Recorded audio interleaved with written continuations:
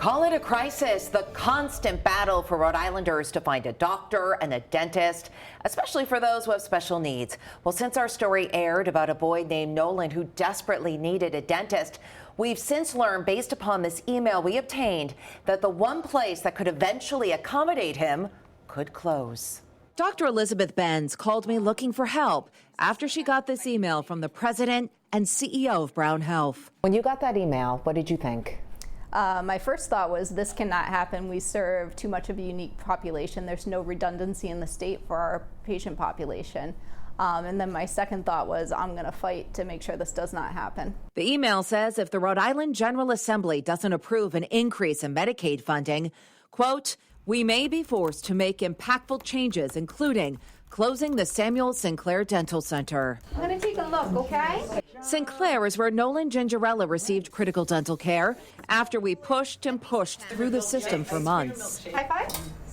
There's really no other place like it in the entire state that can serve patients like Nolan. You're dealing with a population that can't voice their own thoughts, they can't voice their own concerns, so other people need to advocate for them.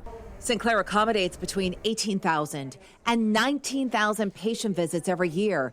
And while they're on the top of this list of potential cuts at Brown Health, they're not alone. Closing Gateway Health Care, discontinuing labor and delivery services at Newport Hospital, and reducing adult inpatient psychiatric services are also measures being considered. Any timeline that you've been given?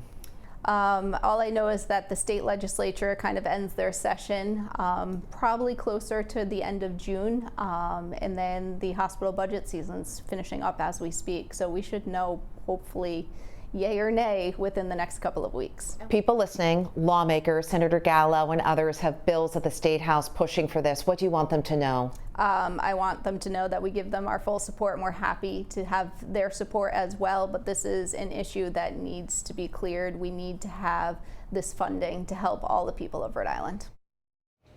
And I asked, is this just a scare tactic? Dr. Ben says no, this is real. And since we spoke, the state Senate did pass a bill Wednesday that would expand Rhode Island's managed Medicaid state-directed payment program.